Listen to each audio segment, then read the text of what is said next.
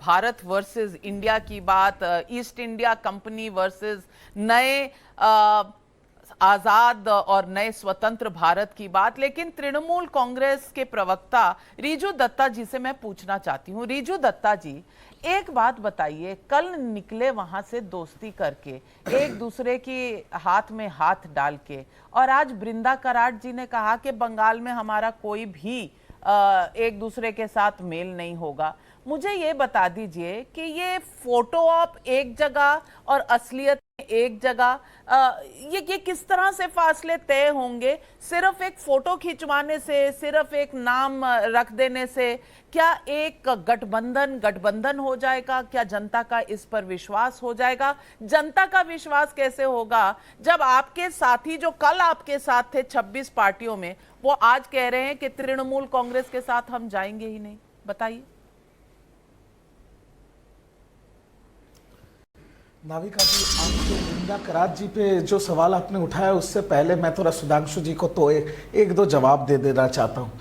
आज इन्होंने, बहुत विद्वान व्यक्ति है, बहुत इंडिया चंद्रगुप्त मौर्य से उन्होंने इतिहास शुरू किया, और जब आपके विश्वगुरु, आपके नेता digital India, skill India, make in India कर रहे थे, तब आपको ब्रिटिश की चमचागिरी याद नहीं आई? बात यह है नाविका जी कि जब 26 पार्टी गठबंधन किया और जब उन्होंने नाम रखा इंडिया, तब से भाजपा और भाजपा के सारे नेता बौखला गए और मीडिया भी बौखला गई है। जो कहते थे एक अकेला सब पे भारी, आज उनको 38 बैसाखियों की जरूरत पड़ रही है सिर्फ खड़े होने के लिए, जिसमें 33 का लोकसभा में कोई मतलब एमपी तक नहीं है। तो ये है असलियत। और रहा बात वृंदा कराड़ का, मैडम, पहले मीटिंग में हमारे साथ तो प्रफुल्ल पटेल भी थे, और पहले मीटिंग में अजीत पवार जी भी थे शरद पवार जी के साथ, जो बीजेपी के नजर में सबसे भ्रष्ट, सबसे करप्ट पार्टी है। आज वही तो बीजेपी के गोद में बैठ के महाराष्ट्र चला रहे। तो राजनीति में जो बीजेपी करती है वो मतलब रामलीला, और हम करें तो कैरेक्टर ढीला, ये गलत बात है। ये लोग देख रहा है और जनता भी देख रही है कि झूठ से पर्दा उठ गया है, बीजेपी के झूठ से पर्दा उठ गया है, नकाबें उतर गई हैं, और अभी इंडिया, दैट इज भारत, वो जीतेगा 2024। आप सवाल करते थे ना मोदी नहीं तो कौन, मैं जवाब देता हूं मोदी नहीं तो इंडिया। आप सवाल पूछते थे ना कॉमन मिनिमम प्रोग्राम क्या है? कॉमन मिनिमम प्रोग्राम इतना ही है, बीजेपी को हटाना है, देश को बचाना है। यह वोट 2024 की भाजपा वर्सेस देश के लोगों की है, जनहित में, देश की इकाई के हित में, देश की संस्कृति को बचाने के लिए, देश की संविधान को बचाने के हित की लड़ाई है, और इसमें देश की जनता वोट करेगी। अरे एक नाम से आप इतने बौखला गए तो आगे रुकिए। नाम की बात नहीं है रिजू दत्ता जी, ना तो आप बृंदा कराड़ जी के स्टेटमेंट का जवाब दे रहे हैं, ना आप बता रहे हैं कि एक महीने पहले ममता दीदी कह रही थी कि राहुल गांधी के वजह से मोदी जी की टीआरपी बढ़ रही है। आज राहुल गांधी जी उनके फेवरेट हो गए।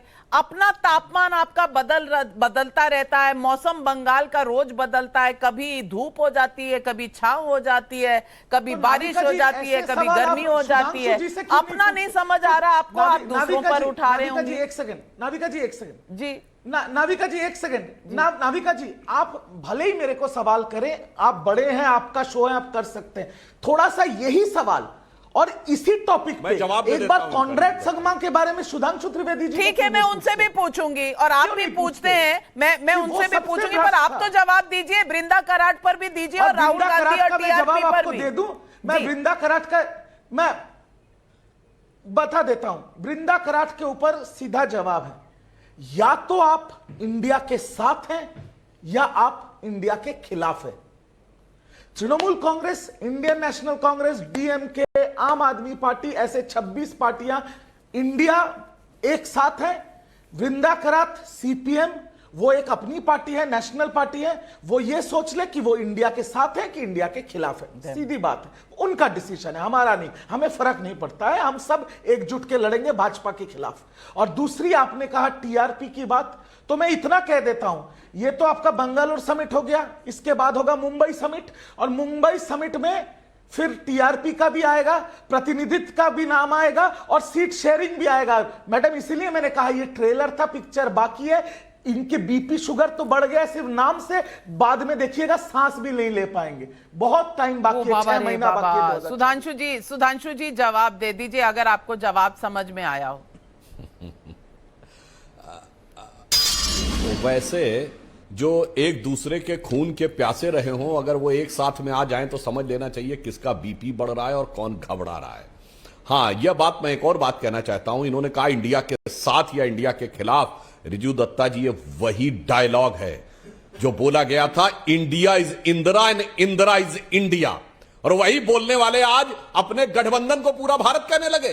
तब एक नेता के बराबर तौल दिया था, वो भी उस नेता के बराबर जिसको हाई कोर्ट ने चुनावी धांधली और भ्रष्टाचार के आरोप में दोषी सिद्ध कर दिया था और चुनाव लड़ने पे 6 साल का प्रतिबंध लगा दिया था इंदिरा गांधी जी के ऊपर। तब उसके बराबर पे तौल दिया था। आज कहने लगे इंडिया के खिलाफ और इंडिया के साथ। मैं बिल्कुल कह रहा हूं, स्टार्टअप इंडिया, स्किल इंडिया, ये सब भाषा, स्किल अंग्रेजी का शब्द, इंडिया अंग्रेजी का शब्द, स्टार्टअप अंग्रेजी का शब्द, यहां इंडिया का अंग्रेजी शब्द, यहां तो भाषा है। पर जब राहुल गांधी कहते हैं विचार, तो आइडिया ऑफ इंडिया और आइडिया ऑफ भारत में जमीन आसमान का अंतर निकल के आता। और मैं एक और बात ऑन द लाइटर नोट कहना चाहता हूं। मैंने बचपन में अपने बुजुर्गों से सुना था, हम लोग तो बहुत बच्चे थे, कि जब इंदिरा गांधी जी चिकमंगलूर से चुनाव लड़ने गई थी तो इसी कांग्रेस ने साझा विपक्ष के नेताओं का मजाक उड़ाते हुए एक नारा दिया था, चिकमंगलूर चिकमंगलूर एक शेरनी 100 लंगूर। और आज मैं कहना चाहूंगा, ये बंगलूर एक शेर, और आगे मैं जनता के विवेक पे छोड़ता हूं। सबको दिखाई पड़ रहा है कि अपनी अपनी जान बचाने के लिए, अपना अपना परिवार बचाने के लिए, अपना अपना भ्रष्टाचार बचाने के लिए ये सारे आ गए। अगर ये कह रहे किसी पार्टी का सांसद नहीं, तो बताइए कम्युनिस्ट पार्टी के कितने सांसद हैं लोकसभा में, बताइए मान्यवर। और ऑल इंडिया क्या क्या बात, वही तो मैं भी कहने बिल्ली शेर का खाल पहनने से बिल्ली सबको शेर दिखाई बन पड़ा जाता है। अरे सुनिए, फोटोग्राफी अच्छा आता है, फोटो अच्छे आते हैं, शेर नहीं बनते, बिल्ली बिल्ली रहता है। अब पूरे बात का बैसाखियों जवाब की दे दो। जरूरत नहीं पड़ती फिर। अरे सुनिए तो पूरी बात, हाँ बता रहा हूं, सुनिए। जानते क्या होता है? बोलिए ना सर। झुंड में वो लोग चलते हैं, शेर वो होता है जो अपना रास्ता खुद बनाता है। 22 साल पहले मोदी जी आए, जब सीएम बन के कितना अलग थलग करने की कोशिश की, पर गुजरात से शुरू होकर राज्य से लेकर अंतरराष्ट्रीय स्तर तक आपने बनाए, आज चीते मर गए। उनके साथ खड़ा हुआ। जन्मदिन में लाए थे ना शेर, सर अपने टर्न नाइरोबी से शेर लाए थे ना जन्मदिन में, आज मर गए। बीच में बात मत बोलिए मान्यवर, आपने अपने टर्न पे बोलिए, दर्शकों के लिए सही। By the way Riju Dutta ji, चीता आए थे, शेर नहीं आए थे। फैक्ट सही रखिएगा तो टीआरपी में नहीं फंसेंगे। चीता का नाम याद होना चाहिए हर चीज। हाँ, लेकिन अनफॉर्चुनेट है जो चीताओं की डेथ। नाम याद रख के क्या फायदा, लाए थे। नहीं, इन्होंने जो बिल्ली कहा, सुनिए एक लाइन, नाविका जी एक लाइन पूरी कर। जी सुधांशु जी। अरे भाई बीच में डिस्टर्ब मत करिए, आपने कहा, आपकी बात का जवाब देता हूं। देखिए, जब हमारी सरकार आई तब से अब तक शेरों की भी संख्या भारत में बढ़ गई। और आप तो वो हैं जो संसद भवन के ऊपर भारत के राजकीय चिन्ह में लगे शेरों के बारे में न्यायालय चले गए थे कि शेर ज्यादा आक्रामक दिख रहे हैं, इनको शेर बिल्ली जैसे चाहिए थे। क्योंकि अब संसद में वो आके बैठा है जो वास्तविकता में शेर है, जिसको 22 साल से आप लोग रोकते रहे, और वो राष्ट्रीय से लेकर अंतरराष्ट्रीय स्तर तक कहां पहुंचा कि आज मैं विनम्रता से कह सकता हूं दुनिया में किसी की हैसियत नहीं है, इवन चाइना की भी हैसियत नहीं है। चलिए एक मिनट रिजू दत्ता जी, संसद की अहमियत आप खत्म करना चाहें तो जरूर करें, लेकिन संसद की अहमियत जनता के दिमाग से मत निकालिए।